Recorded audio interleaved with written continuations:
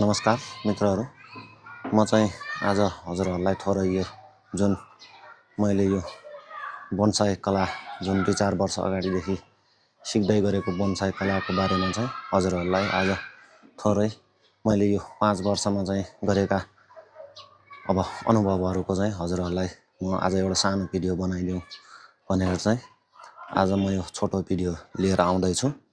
र देख्न सक्नुहुन्छ साथीहरू, यो मेरो साइडहरूमा यता यो सबै चाहिँ नि लगभग मलाई करिब 4 वर्ष लागेको हो है साथीहरू। र हजुरहरूले चाहिँ नि जुन यो बोन्साई कला सिक्दाखेरि चाहिँ नि हजुरहरूमा चाहिँ एकदमै धैर्य चाहिँ हुनुपर्दछ।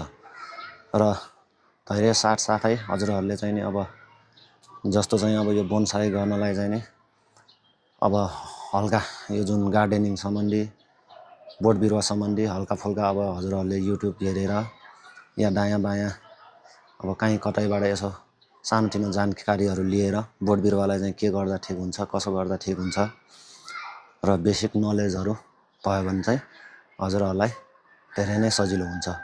र यो त्यति धेरै यो रकेट साइन्स जस्तो कुरा पनि होइन, भनौँ न एउटा अब धेरै त्यो अब गाह्रो कुरा पनि होइन।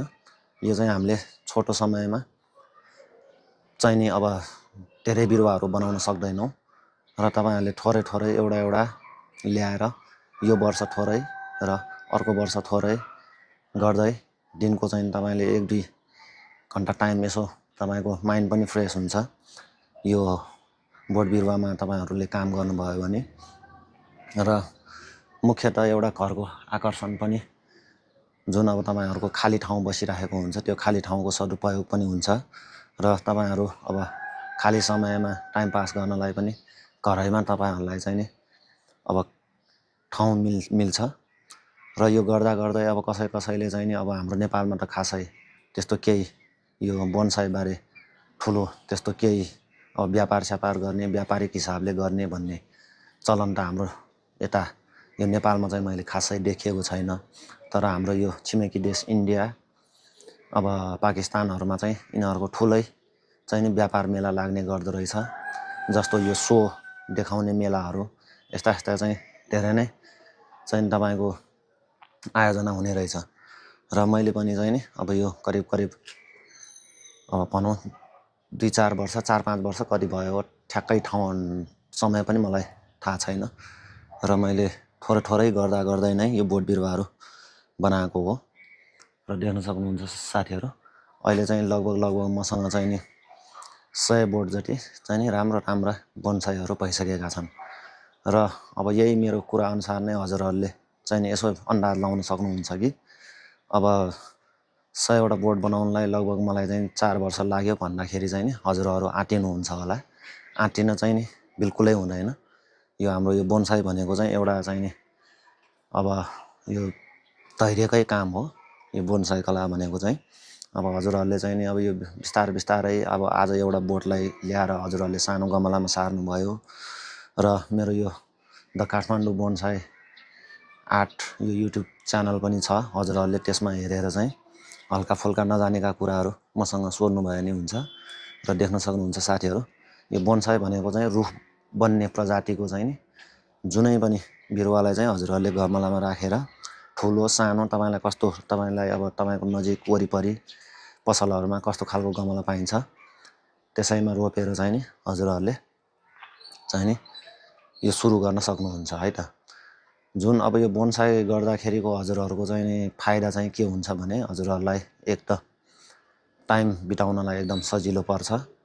र जुन यो अरू बिरुवाहरू जस्तो फुलहरू जस्तो चाहिँ नि एक सिजन फुलेर अर्को सिजन चाहिँ अब खाली नै बस्ने भन्ने हुँदैन। यसलाई चाहिँ नि अब तपाईँहरूले मेन्टेन गरेर अब जुन यो मैले अब तपाईँले मेरो अगाडि पछाडि दायाँ बायाँ हजुरहरूले देख्न सक्नुहुन्छ यस्तो सुन्दर देखिरहन्छ।